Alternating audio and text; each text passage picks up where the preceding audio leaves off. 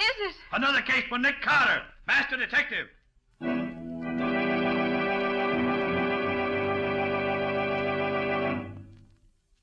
Yes, it's another case for that most famous of all manhunters, the detective whose ability at solving crime is unequaled in the history of detective fiction. Nick Carter, Master Detective. Tonight's curious adventure... Death After Dark. Or Nick Carter and the mystery of the vampire killings.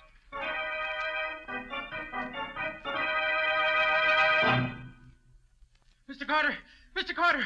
I've got to talk to you. Something has happened. To you? Well, yes. No. Well, that is, it did and it didn't. Well, it might be better if you were to tell me just what it was that did or didn't happen to you. Okay. Well, it was like this, sir. 4 of us, Betty Graham, Gertrude Chase, Dora Mason, and myself were playing tennis in the park this afternoon. We played a few sets, and then, about 6:30, we started home. But just as we got to the park gate, Dora suddenly discovered that she'd left her racket in the court. I offered to go get it for her, but she started after it herself. The rest of us sat down on the bench to wait for her. After about 10 minutes, Gertrude suddenly got up, said something about going to meet Dora, and then started up the same path as Dora had done. Betty and I sat on the bench talking and waiting for them, until suddenly we began to realize it was getting quite dark. All at once, Betty said what was on my mind. I don't like this, Phil. The tennis court is only about 5 minutes' walk from here. They should have been back before this.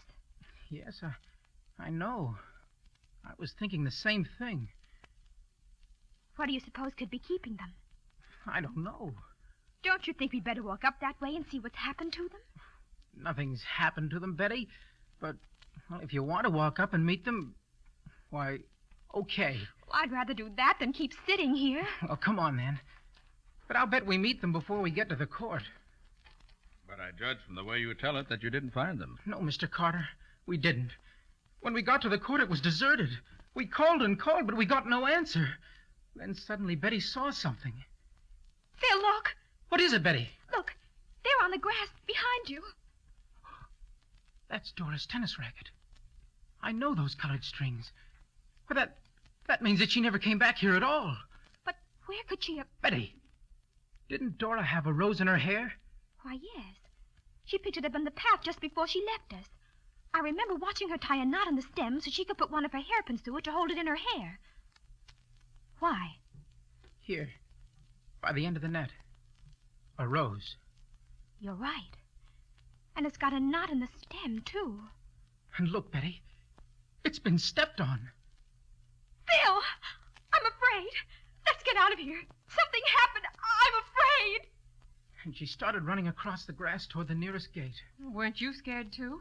Well, yes, some. But I caught up with her and quieted her down a little. And you didn't see anything of the girls you were looking for? Well, by this time it was too dark to see much of anything. Betty took me by the arm and we made for the nearest gate.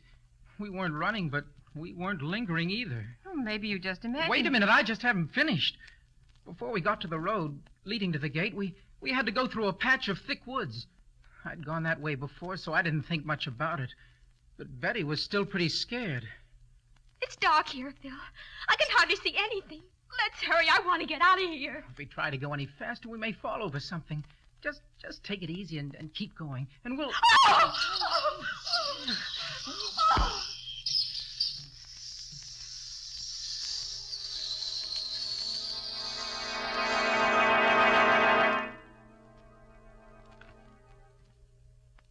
Well, Phil, what did happen? That's just the point, Nick.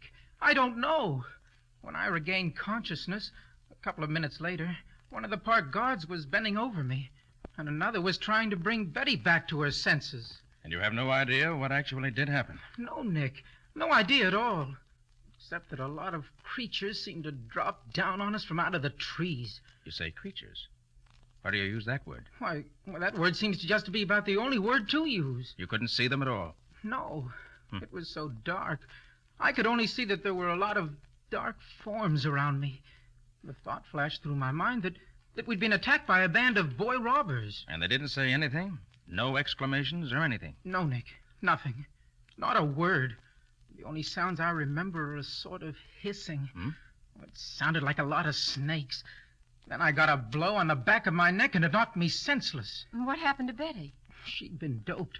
She said something had been put over her nose, something that felt like a piece of burlap and smelled sweet. Then she lost consciousness. After the guards brought her to, I took her home and left her there.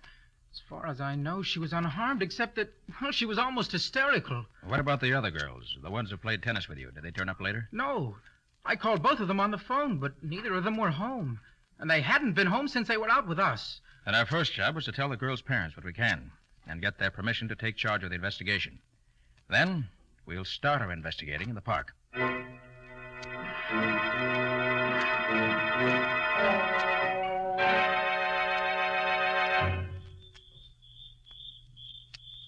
Everything here looks so different at night, Mr. Carter. I'd much rather not have to make this examination by night, Phil. But I don't dare wait until morning. Might be too late. There's the tennis court right ahead, Mr. Carter. And here's the tennis racket, right where we left it. Don't go any further. I want to see what I can find on the ground in the way of marks or prints. Yeah. Yes. Pretty obvious that a number of barefooted persons have been tramping on the grass here. Barefooted? Yes. I found one pretty clear impression of a complete foot. Looks about the size of a 10-year-old boy. Yes, there are lots of prints here. Well, do you think they could be the prints Phil. of... Come here. What is it? Have you found... Now, take it easy, Phil. Take it easy. Look here. Dora Mason. Is she... Yes, Phil. She's dead. Poor Dora. Why, she almost looks as if she were asleep, doesn't she? Yes. Except for that peculiar alabaster whiteness of her skin. Almost as if there wasn't a drop of blood left in her body. How was she killed, Mr. Carter? I don't know. The only mark I can find on her is a tiny round hole in her neck. A couple of inches below her ear.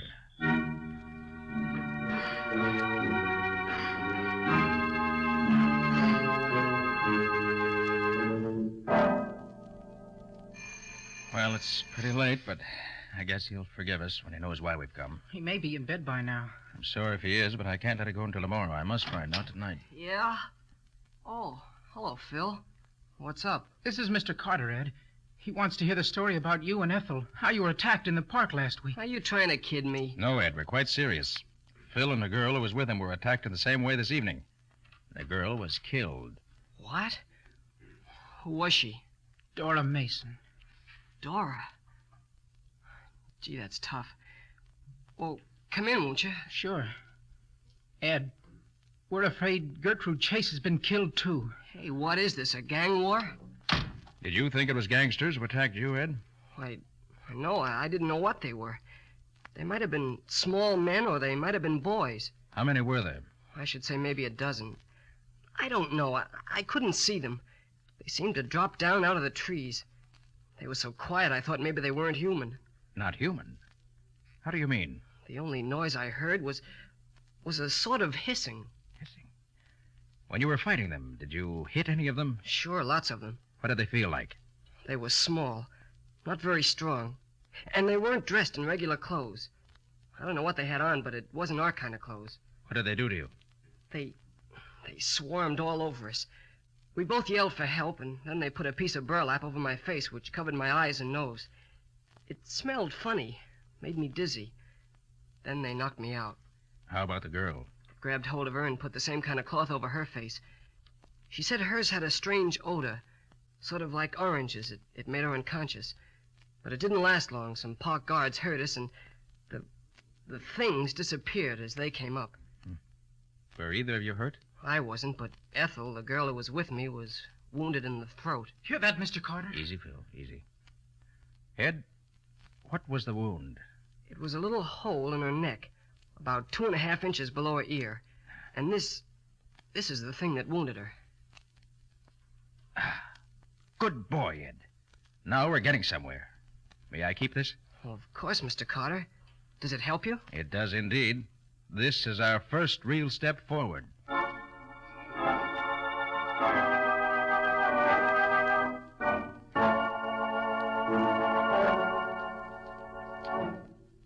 And you say that Moran still had the thing that made the hole in her neck? Yes, Patsy. It was a wicked little instrument. Scubby took it up to one of the medical supply houses to see if they could tell us anything about it. Well, what did it look like, Nick? Well, it's about 3.5 inches long, I should say. Mm-hmm. About half that distance, it's the size of a lead pencil. Then it tapers down to a needle point. Mm-hmm. But just before you reach the point, there's a small swelling, like a little bulb, about a quarter of an inch long. Well, what's the idea of that? Well, if I'm not mistaken, once the point of this instrument has been stuck in the flesh, the little bulb holds it there so it won't come loose. You know, something like the barb in a spear.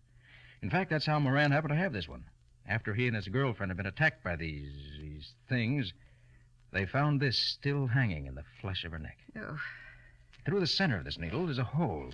It's about the size of a hair at one end and slightly larger at the other. Well, what is this gadget used for, Nick? Injecting something into the blood?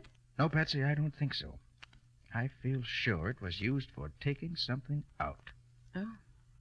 Well, did you see that early this morning the police found the body of the other girl who was with Phil yesterday? Yes, I know. And she died exactly the same way Dora did. Patsy, the thing that puzzles me about this whole thing is this. The killers don't act like human beings, and yet they must be. Nick, this couldn't be a sort of repetition of Edgar Allan Poe's story, Murders in the Rue Morgue, could it? No, Patsy. There are no monkeys or apes in this. The killers must be human beings. Unless... Unless what, Patsy? Well, there's one very obvious idea suggested by the fact that each body had a hole in the throat and that each body was practically drained of blood. That's true. Particularly as there was no blood found on the ground near the bodies. That's just what I mean. It certainly suggests... I mean, you can't help thinking of... Well... Vampires? Isn't that what you mean? Well, yes. Of course I don't... Patsy, what is a vampire? Actually. Why, it's a sort of huge bat which kills its victims by sucking the blood from their throats. Mm-hmm. And have they ever been known to attack men? Why, I don't think so, except in stories. Could a bat leave footprints like a 10-year-old boy? Of course not. Bats have claws. Well? I know it's silly, Nick. I don't believe in them. I know there are no such things. It's just that... I know, Patsy. It's just that it looks so very much like what we've heard about vampires that it's an easy, if impossible, solution. But, Nick, these girls were murdered, so there must be an answer. Of course, Patsy, of course. But I refuse to believe in the supernatural. I feel sure that the answer must be that somewhere there exists a sect or creed that uses human blood in its rituals, religious or otherwise. You think the blood is the answer, not the killings? I do. I feel certain, Patsy, that these girls were not, in the strict sense of the word, murdered. Not murdered? No, Patsy. They died because, for some reason, the blood was drawn out of their bodies.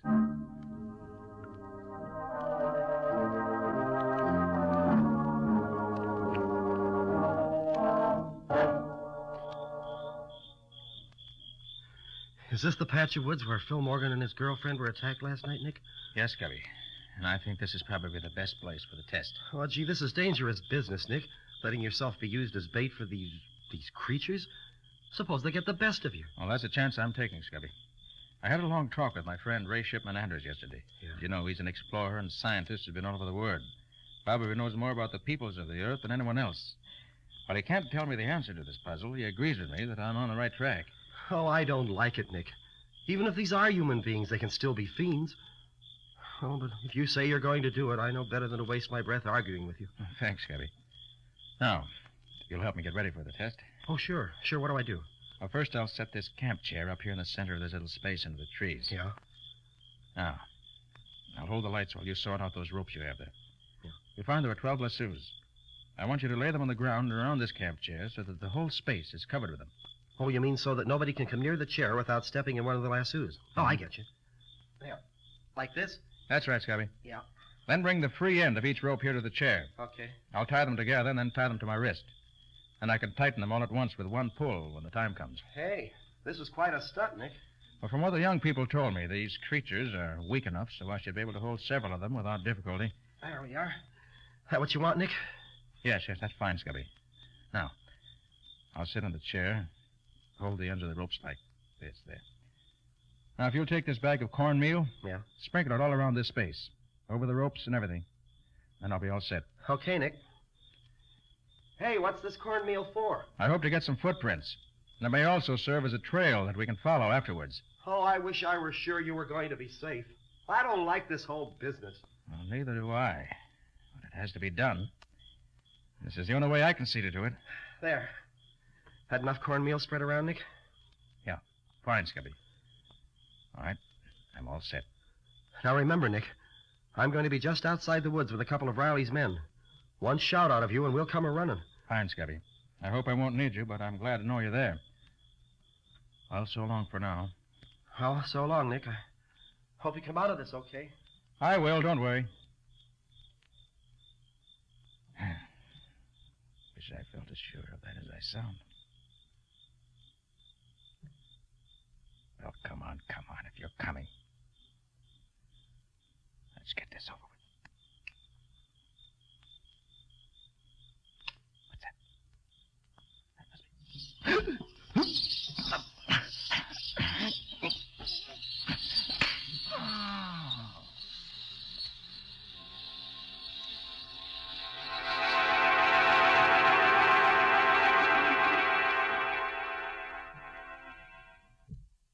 But what really did happen?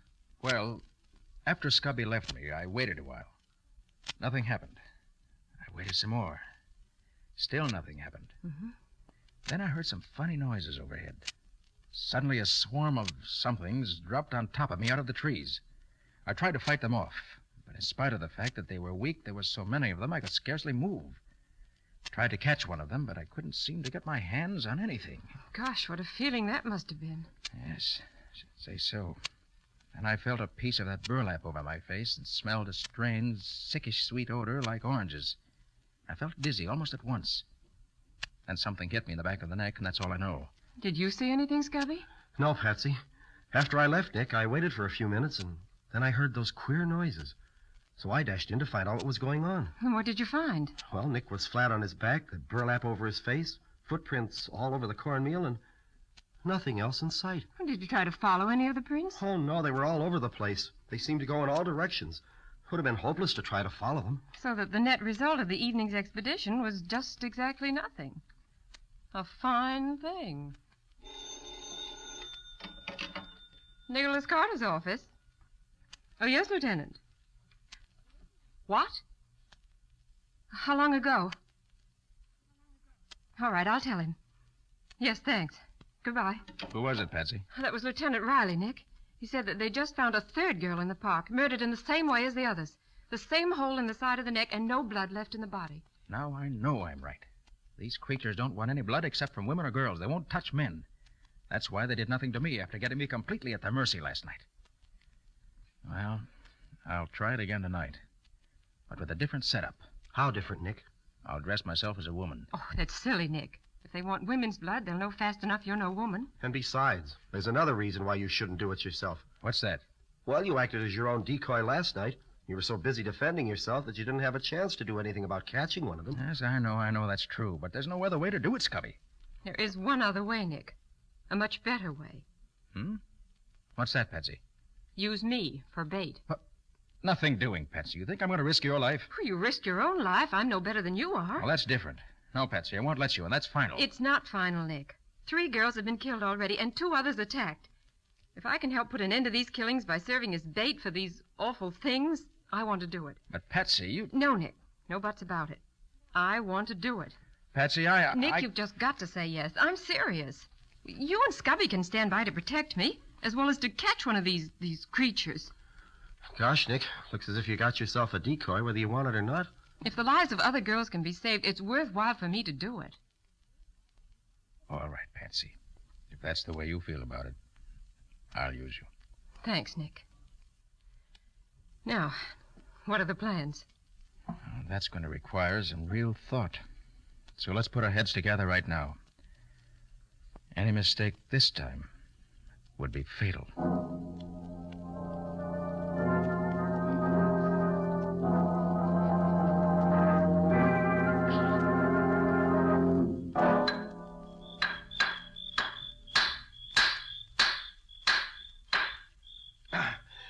There. That's the last of the steaks you wanted, Nick. Good work, Scubby. Now we'll fasten 6 traps to each of the 4 stakes with this heavy wire. That'll keep them from dragging the traps away once they're caught in them. Well, won't the traps break their legs, Nick? No, Patsy, I think not. They're just about strong enough to clamp firmly on their ankles and keep them from getting loose without breaking any bones. Okay. And with the 24 traps in a double circle around you, one of them's bound to get something. How far away are you and Scubby going to be? Right at the edge of these woods, Patsy, only about 100 feet away. You don't think our being here will scare them off, do you, Nick? Well, your being around where I was last night didn't keep them away, did it? No, it didn't. You know, I don't think they're afraid of anything. They take what they want when they want it. And I'm going to be close enough so that I can reach Patsy and nothing flat when the time comes. There. Well, that takes care of all the traps, Nick. Now, anything else? No, I guess that's all. Now we'll just have to wait. Nick, Yes, Patsy? there's just one thing that scares me a little. Listen, Patsy, if you'd rather not... No, do Nick, this- no. Listen, what if one of those things should get that piece of burlap over my face before I could scream and let you know that they're here? How would you know I needed help? I've already thought of that, Patsy. And here's what I want you to do. Uh-huh. As soon as we leave you, start talking quietly to yourself. Recite poems, tell yourself stories, anything you want. But don't stop talking no matter what silly things you may have to say. Then, if for any reason at all we do hear you stop talking, we'll come rushing in after you. And that way, silence will be a signal that can't fail. Oh, Nick, you're wonderful. I might have known you'd have an answer. I feel better already. Anything else, Patsy?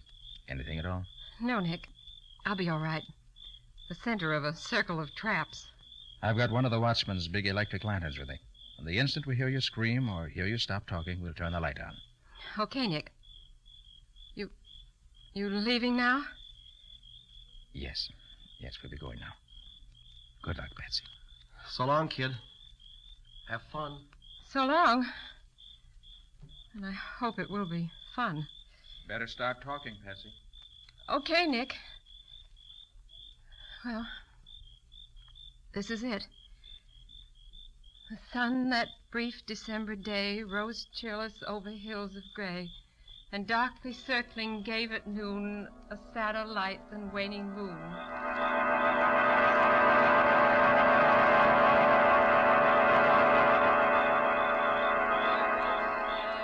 little land. Its fleece was white as snow, and everywhere that Mary went. Is she wearing that leather collar you got for her, Nick? Yes. I had it made so it covers her neck, her back, and her chest. I'm sure it's excellent protection. Now I wonder how much longer the poor kid will have to keep this up. She's been going for almost an hour now. She's recited Paul Revere's Ride 10 times. Yes. If we don't get some action pretty soon, now I'll begin to get... Come on, Scubby, quick! Turn the light on! Come on, hurry up! Hey, you can see them, Nick. They're little men. Coming, Patsy! Hold on, Patsy! Nick, she's down. Yes, but the little men are leaving. They're running away. Oh, Patsy.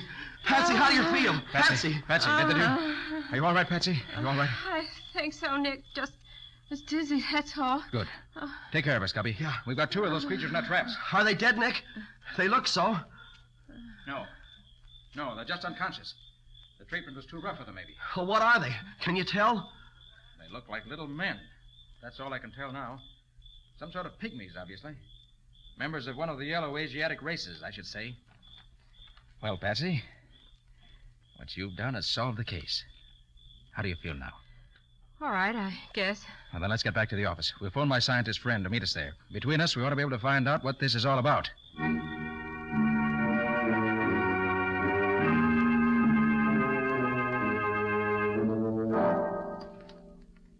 You feeling all right now, Patsy? Yes, Gabby. Oh, I still get the shivers when I think of all those little hands clutching me all over. Mr. Anders and Nick getting anywhere? I don't know. I've been in the inner office there with those 2 creatures for almost an hour now. Can Anders talk their language, Patsy? More or less. Nick says they speak a dialect that is some variation of an East Asiatic tongue. Anders knows one that is close enough so that he can talk to them.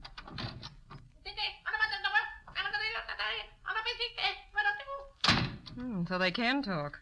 Anytime, except when they're hunting. Well, Nick, what's it all about? Did you get anything out of them, Nick? Well, it turns out that they're not men, but women. Women who belong to some tribe on the outskirts of China. Call themselves Tuks. There are 100 tribes in those deserts we know nothing about.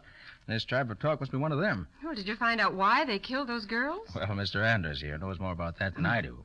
Well, it seems that in the Tuck tribe, according to the tribal laws, when a woman's husband dies, she has to kill herself to provide him with female companionship in whatever heaven he goes to. Now, the only way she can avoid this is to draw the blood from a female animal and sacrifice it to her husband. This he'll accept instead of her. And it must be done within 6 months after his death. But these women, being here in the city, couldn't get any animals, so they had to use these girls instead. As far as they were concerned, it made no difference. Any female animal would do for them. There were several widows in the group, and the end of 6 months' time was drawing near, so they had to work fast. They didn't want to hurt the girls, but they had to have the blood for the sacrifice. But what are they doing here in this country if they come from somewhere over in East Asia?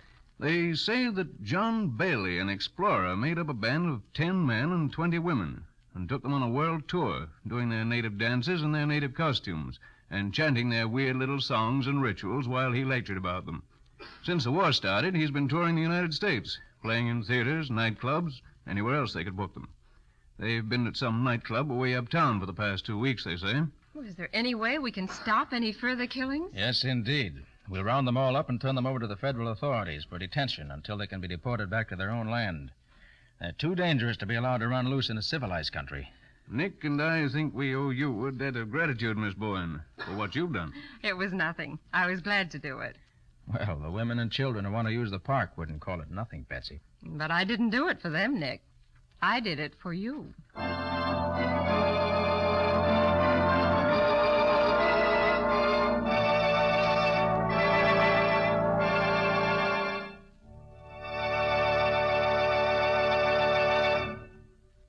This has been another of the strange adventures of Nick Carter, Master Detective, which are brought to you regularly at the same time by WOR Mutual.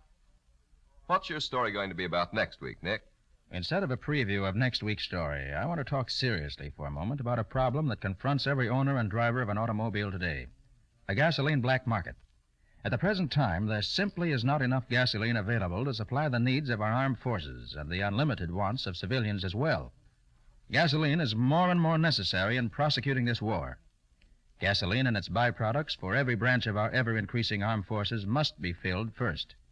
And gasoline rationing is the American way of seeing that each of us gets his fair share of that limited supply which remains after war needs have been satisfied.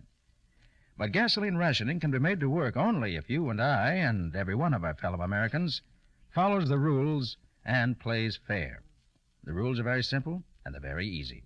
1, write the license number of your car in ink on each of your gas coupons. 2, never buy gasoline without giving up the proper amount of gas coupons. And 3, never buy or accept gas coupons that are not rightfully yours. The black market on gasoline thrives on people who think it's smart to get more than their fair share, even at the expense of their neighbors. So play fair with your fellow citizens by playing square with gasoline rationing. When you get more than your share, someone else has to go without. In the strange adventure you have just heard, Nick Carter was impersonated by Lon Clark, Patsy by Helen Choate, Scubby by John Kane. Original music was played by Lou White. The entire production was written and directed by Jock McGregor.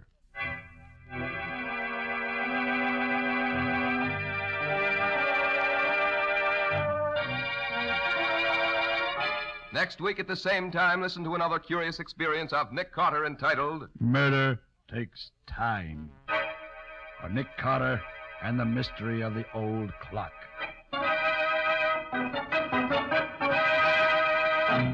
This story is a copyrighted feature of Street and Smith Publications, Incorporated. The Return of Nick Carter is produced in the studios of WOR and is broadcast over most of these stations every Saturday evening at 7 o'clock Eastern War Time. This is Mutual.